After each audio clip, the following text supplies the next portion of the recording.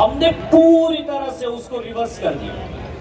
हमें हमारे देश में प्रौढ़ मताधिकार का अधिकार मिला आजादी के पहले दिन से। पुरुषों को मिला, महिलाओं को मिला, तृतीय पंथियों को भी मिला, सिर्फ बाबा साहब आम्बेडकर वजह से। इस डेमोक्रेसी को जिंदा रखना आपकी मेरी जिम्मेदारी है। अभी ब्रॉडकास्टिंग बिल लाया गया, संसद में पेश किया गया ताकि आपकी आवाज बंद कर दी जाए। बजाइए ताली, बोलिए डेमोक्रेसी की जय। बाबा साहब आम्बेडकर का नाम लेकर तो फादर ऑफ इंडियन डेमोक्रेसी हम लोग बोल बोल के लहरा रहे हैं इस चीजों को। बाबा साहब का प्रतिमा हम लोगों के सामने में है। बाबा साहब हमें देख रहे हैं कि ये बच्चे क्या कर रहे हैं। मेरे SC ST का सब क्लासिफिकेशन हुआ साहब, आपके आरक्षण की ऐसी तैसी कर दी। बोलिए संविधान जिंदाबाद। बताइए कि इस देश का संविधान हम लोग चिरायु रखेंगे, कैसे रखेंगे? खत्म हो रहा है। फंडामेंटल राइट का सबसे पहला आर्टिकल खत्म कर दिया। स्टेट में से सारी संस्थाएं बंद हो रही है। बताइए कैसे आप संविधान को जिंदा रखोगे? बर्बाद कर दिया जा रहा है। शिक्षा आपका मूलभूत अधिकार है कि नहीं? सारी सरकारी शिक्षाएं बंद हो रही है, सरकारी संस्थाएं बंद हो रही है। कैसे संविधान जिंदा रखेंगे? चिल्ला चिल्ला कर वो भी। अब भी जब सब क्लासिफिकेशन के विरोध में इस ही जगह पर मंच बनाया गया था विरोध करने के लिए, यहां एक मंच था, यहां एक मंच था, BRSP का अलग मंच था, BSP का अलग मंच था, यूको की अलग रैली थी। और यहां से नारे क्या लग रहे थे? आवाज दो हमें।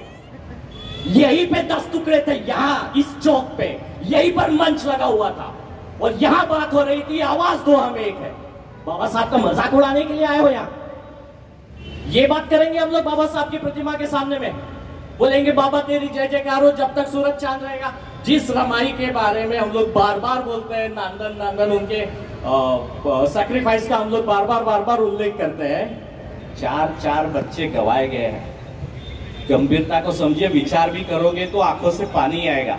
4 बच्चे गवाने के बाद हम लोग कितनी रमाई है जो हम अपने खुद होकर बाबा साहब बना सकते? बताइए कौन सी महिला अपने पति को यह कहती है कि घर पे मत बैठ, आज मटन नहीं खाएंगे, चल बिहार में जाते हैं, रहने दे, आज कुछ नहीं करते, किसी अनाथ आश्रम में जाते हैं, चल किसी बच्चे को गोद लेते हैं, चल आज हम लोग केरला का टूर नहीं करेंगे, हम लोग ये पैसा किसी गरीब बच्चे को दान करेंगे, उसकी शिक्षा को स्कॉलरशिप देंगे।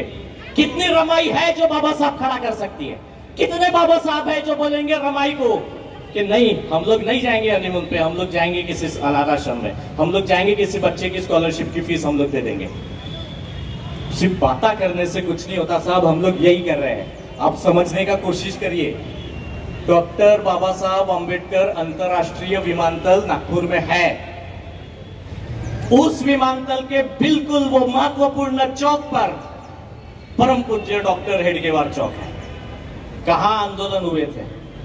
कौन बोला था कि नामकरण होना चाहिए? हम लोग नामांतरण के लिए अपने कितने लोगों को बलिदान कर दिए। यहां नामांतरण ऐसे ही हो जाता है।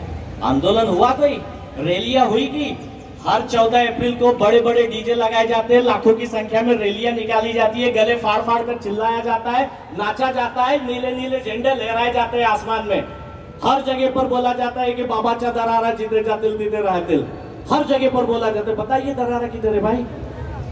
दरारा को कहां से आप लोग जीवंत रख पाए हैं? कहां से हम लोग जीवंत रख पाए हैं? सारी सरकारी संस्थाएं बंद हो रही है। बताइए आपका स्लम का बच्चा किधर पढ़ने को जाने वाला है? आपकी स्कॉलरशिप बंद हो रही साहब। मेडिकल इंस्टीट्यूट्स में जो बच्चों को फ्री शिप मिलती थी 14 के बाद से बंद हो गई है। बताइए बच्चों ने पढ़ना किधर से है? एक ही जरिया था स्कॉलरशिप का।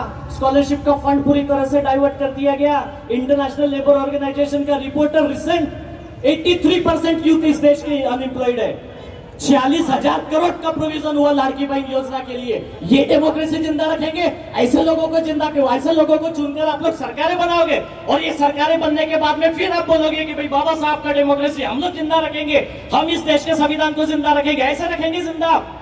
ऐसी सरकारें बनाकर जो अनएम्प्लॉयड के बारे में कुछ नहीं सर बोले 80 करोड़ लोगों को हम लोग फ्री में राशन दे रहे, ये सरकारें होती है? 80 करोड़ लोगों को फ्री में राशन देंगे और 83% का यूथ ये अनएम्प्लॉयड रहेगा, बेरोजगार रहेगा, भीख मांगेगा। मैं अक्सर एक बात बोलता हूं, आप भी ध्यान से सुनिएगा। आपकी सरकारी संस्थाएं बंद हो रही है, आपकी शिक्षा के दरवाजे बंद हो रहे हैं, आपका रिजर्वेशन खत्म करने के लिए सारी सरकारी संस्थाएं बंद हो जाएगी। शिक्षा तो नहीं मिल रही है, नौकरी भी नहीं मिलेगी। और जिस वक्त आपकी शिक्षा बंद हो जाएगी, आपको नौकरियां नहीं मिलेगी,